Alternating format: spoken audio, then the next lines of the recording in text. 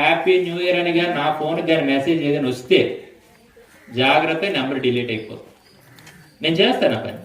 ఎక్కడైనా వేడుకలు చేసుకొని బాంబులు కాల్చుకొని హ్యాపీ న్యూ ఇయర్ అని గింతేరా, ఖచ్చితంగా ఆ నెంబరు పోదు. నిజంగా నా ఉద్దేశాలు అర్థం చేసుకున్న వాళ్ళైతే, నిజంగా చిన్నస్వామి మా మనిషి, చిన్నస్వామి మాటలు మాకు మార్గాన్ని చూపిస్తున్నాయి, చిన్నస్వామి మాకు ఆదర్శనీయుడు అంటే, చిన్నస్వామి వ్యతిరేకమైన కార్యాలు చేసే వాళ్ళు ఏమవుతారు? శత్రులు అవుతారు.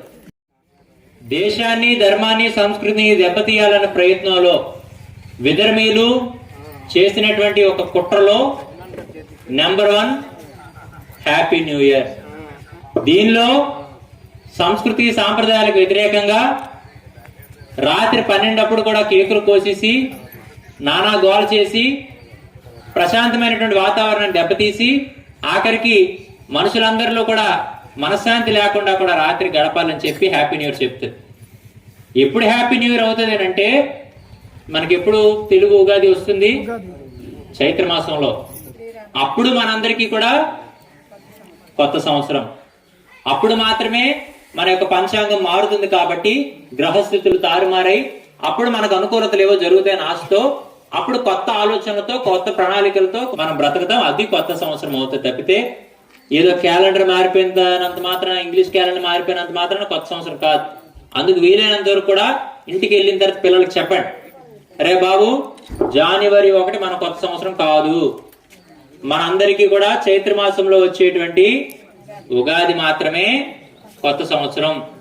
అది కాదు కూడదని చెప్పి నువ్వు రాత్రి గాని బయటికి వెళ్ళి నానాగోలు చేసి ఏమి కేకులు కోసేసి ఇంకా కొద్ది పెద్దవాళ్ళు వేసి ఇది కూడా వేసి నువ్వు వచ్చి తలుపు గాని కొట్టావా, ఈడ్స్ కొట్టేస్తానని చెప్పండి.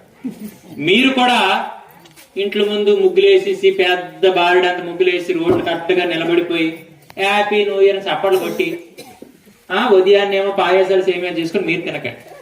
వీలైనంత నిజంగా ధర్మం మీద అవగాహన ఉన్న వాళ్ళైతే, ధర్మం కోసమే ఆలోచించే వాళ్ళైతే, నిజంగా హిందువులు అయితే ధర్మ రక్షణ అంటే ఏంటి అని అంటే ధర్మాన్ని కాపాడుకోవడం. ఆ కాపాడుకోవడం ఎలాగా మనం పాటిస్తే అది రక్షణ జరుగుతుంది. అందుకు ఖచ్చితంగా మనం అదే రకంగా పాటించాలి. నేను కూడా అందుకే ఏం చేస్తున్నానంటే జనవరి 1 గాని హ్యాపీ న్యూ ఇయర్ అని కానీ నా ఫోన్ కానీ మెసేజ్ ఏదైనా వస్తే జాగ్రత్త, నెంబర్ డిలీట్ అయిపోతుంది. నేను చేస్తాను పని. ఎవరైనా తిరిగి నాకు కానీ వచ్చి మెసేజ్లు కనిపించినట్టు కానీ లేదు, ఎక్కడైనా వేడుకలు చేసుకొని బాంబులు కాల్చుకొని హ్యాపీ న్యూ ఇయర్ అని గింతేరా, ఖచ్చితంగా ఆ నెంబరు పోదు. ఇక నెంబరే పోయిందన్నప్పుడు ఫోన్ చేస్తే కూడా నేను ఎవరో అన్నట్టే మాట్లాడతాను. నిజంగా నా ఉద్దేశాలు అర్థం చేసుకున్న వాళ్ళైతే, నిజంగా చిన్నస్వామి మా మనిషి, చిన్నస్వామి మాటలు మాకు మార్గాన్ని చూపిస్తున్నాయి, చిన్నస్వామి మాకు ఆదర్శనీయుడు అంటే, చిన్నస్వామి వ్యతిరేకమైన కార్యాలు చేసే వాళ్ళు ఏమవుతారు? శత్రులు అవుతారు. ఖచ్చితంగా 2024ని కొత్త సంవత్సరం అందరూ అనుకుంటారు కదా, ఎలాగో క్యాలెండర్ మారుతుంది కదా. ఈ జనవరి 1 నుంచి నేనేం సంకల్పించుకున్నాను తెలుసా? ఎక్కడైనా కూడా ఇక నాకు అనుసరణలో ఉన్న ఏ వ్యక్తి అయినా కూడా తప్పు చేస్తే ఇక డిలీట్. ఏటట తీసి పడేయడం తప్పితే మరి క్షమించడాలు అయితే ఉండవని నేను ఈ జనవరి 1 నుంచి అది పెట్టుకున్నాను.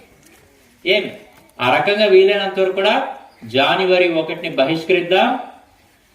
తెలుగు నూతన సంవత్సరం అయినటువంటి ఉగాదిని మనం స్వాగతించుకొని ఆనందమైనటువంటి ప్రశాంత జీవితాన్ని గడుపుదామని మరొకసారి తెలియజేస్తూ, ఖచ్చితంగా మళ్ళీ సందర్భాలు వచ్చేటప్పుడు మిమ్మల్ని కలుస్తాను. ఎల్లప్పుడూ మీతోనే ఉంటాను.